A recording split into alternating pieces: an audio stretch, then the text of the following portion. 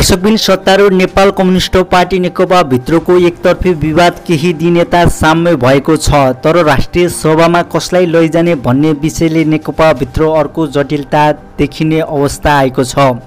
प्रधानमन्त्री केपी शर्मा ओली, अध्यक्ष पुष्पकमल दाहाल प्रचण्ड र वरिष्ठ नेता माधव कुमार नेपाल बीचको शक्ति सङ्घर्षको लडाईँ मिलि नसक्दै अर्को विवाद थपिने सङ्केत देखिएको हो।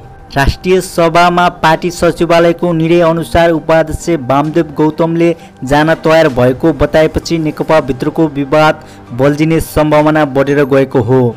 यसअघिको विवाद समाधान गर्नका लागि 6 बुँदे मध्यमवर्गीय विकल्प ल्याएर समाधानमा जुटाएका थिए। अध्यक्ष द्वयले पार्टीभित्रको विवाद समाधान कार्यदल निर्माण गरेका थिए।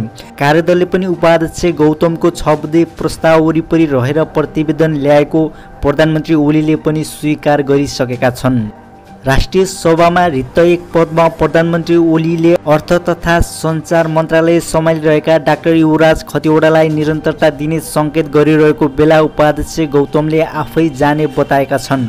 उनले ओलीको योजनामा धक्का लागेको छ। राष्ट्रिय सभामा मनोनित भएर आएका मन्त्री खतिवडाको यही 20 गते कार्य अवधि सकिँदैछ। त्यसो त यसअघि फागुनमै उनको कार्यावधि सकिएको थियो। गोलापर्थामा 2 वर्ष अवधि टिपेपछि उनी बिदा हुने पक्का थियो, तर संवैधानिक व्यवसायको फाइदा उठाउँदै आन्तरिक 6 महिना मन्त्रालय सम्हालिरहेका छन्। तर उपाध्यक्ष गौतमले आफै राष्ट्रिय सभामा जाने बताएपछि अहिले 2 मा 1 बारे बहस सुरु भएको छ। त्यसो त यसअघि पनि फागुन 14 गते सचिवालयको बैठकले राष्ट्रिय सभामा उपाध्यक्ष गौतमलाई लैजाने निर्णय गरेको थियो, तर त्यसलाई कार्यान्वयनमा लैजान प्रधानमन्त्री ओलीले अस्वीकार गरेका थिए। ओलीले उपाध्यक्ष गौतमलाई लैजाने इन्कार गरेपछि राष्ट्रपतिद्वारा गरिने राष्ट्रिय सभाको मनोनित सदस्य पद अझै रिक्त छ। वैशाख 20 गतेपछि वामदेव राष्ट्रिय सभामा जाने विषय बन्द भइसकेको छ। उनलाई प्रतिनिधि सभाको चुनाव लडाउने भनेपछि त्यो निर्णय भएपछि राष्ट्रिय सभामा जाने कुरा उनको समाप्त भयो। त्यसअघि मङ्सिरमा पनि बसेको सचिवालयको बैठकले उपाध्यक्ष गौतमलाई राष्ट्रिय सभामा लैजाने निर्णय गरेको थियो, तर उनले राष्ट्रिय सभामा प्रधानमन्त्री बनाउने संवैधानिक व्यवस्था सहितको शर्तमा मात्रै जाने अडान लिएका थिए। त्यही समयमा गोरखाका डाक्टर बाबुराम भट्टराईसँग पराजित नेकपा प्रवक्ता नारायण काजी श्रेष्ठ संसद प्रवेश गरेका थिए।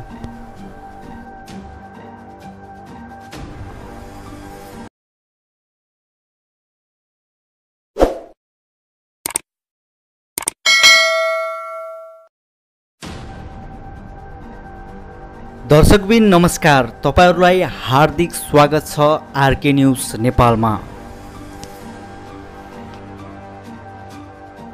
दर्शकबिन भारतले चिनिया सैनिकहरूले पूर्वी लद्दाखमा सीमाबारे गरिएको एउटा सहमति उल्लङ्घन गरेको आरोप लगाएको छ।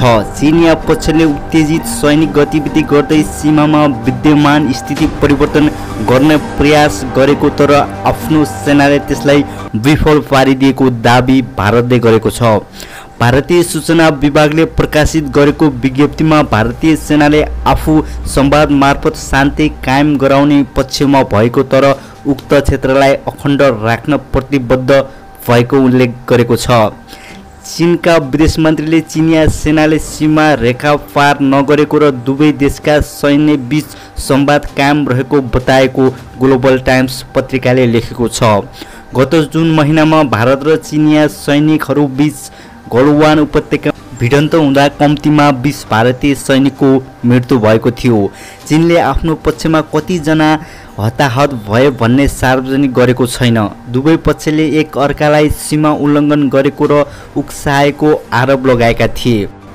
अगस्त 29 गते राति पाङयोङ तेसो तालको दक्षिणी किनारामा चिनिया पक्षले गर्न खोजेको गतिविधि भारतीय सेनाले तुल्याइदिएको दिल्लीको दाबी छ। भारतीय सेनाका अनुसार चीनको पिपल्स लिबरेसन आर्मीले सीमामा यथास्थिति फेर्न खोज्दा सतर्क भारतीय सैनिकहरूले त्यसो गर्न दिएनन्। अहिले पूर्व लद्दाखमा ठूलो संख्यामा चिनिया सेनाहरू भएको बताइएको छ। भारतीय पक्षले आफू शान्तिपूर्ण वार्ताका लागि प्रतिबद्ध भएको, तर आफ्नो भौगोलिक अखण्डताको रक्षा पनि गर्ने विज्ञप्तिमा उल्लेख गरिएको छ। भारतले सीमामा भएको विषयबारे विज्ञप्ति निकाल्नुलाई विश्लेषकहरूले सीमामा शान्ति भङ्ग भइसकेको सङ्केतका रूपमा लिएका छन्। भारत र चीन बीच 35 किलोमिटर लामो सीमा छ। उनीहरू बीच सीमा विवाद पनि छ। सीमा सम्बन्धी विवादकै कारण सन् 1962 मा भारत चीन युद्ध भएको थियो। जुनमा भएको घटनापछि दुई पक्षबीच शान्ति कायम गर्न धेरै चरमका वार्ताहरू भए, तर तनाव अझै बाँकी छ। केही समय यता विभिन्न कारणले दुई देशबीच तनाव बढेको छ, तर ती मध्ये दुई पक्षका रणनीतिक लक्ष्यलाई मूल कारण मानिएको छ। दुवैले विवाद बढ्नुमा एकअर्कालाई दोषारोपण गर्ने गरेका छन्। द्वन्द्व बढे दुर्गम लद्दाखको सीमावर्ती क्षेत्रमा भारतले निर्माण गरेको नयाँ सडकबाट भारतीय पक्षले जनशक्ति र सामग्री शीघ्र पठाउन सक्ने विश्लेषकहरूको भनाइ छ। उक्त क्षेत्रमा भारतले भौगोलिक पूर्वाधार बनाउने निर्माण गरेपछि चीन आक्रोशित भएको हुन सक्ने विश्लेषकहरूको धारणा छ। गत साता भारतका विदेश मन्त्री एस जयशंकरले चीनसँगको वास्तविकता नियन्त्रण रेखामा सन् 1962 पछि अहिले सबैभन्दा गम्भीर तनाव उत्पन्न भएको बताएका थिए।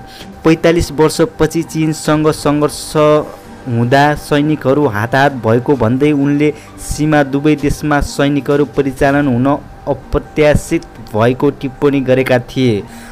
विगत 3 दशकलाई हेर्दा विवादहरूको समाधान राजनीतिक संवादको माध्यमबाट भएको छ अनि उनीहरूले पनि हामी त्यही प्रयास गर्दैछौँ, उनको भनाइ थियो। यसअघि भूतपूर्व सेना प्रमुख बिपिन रावतले दुवै देशबीच वार्ता भइरहेको अनि त्यसलाई विवाद समाधान नभएर सैन्य विकल्प भएको बताएका थिए। भारतले चिनिया पक्षले यथास्थिति बहाल गर्नुपर्ने र भारतीय क्षेत्रबाट चिनिया सैनिकहरू फर्किनुपर्ने बताउँदै आएको छ। गत साता भारतीय विदेश मन्त्रालयका प्रवक्ताले चिनिया सेना फर्किए स्थिति सामान्य हुन सक्ने बताएको छ।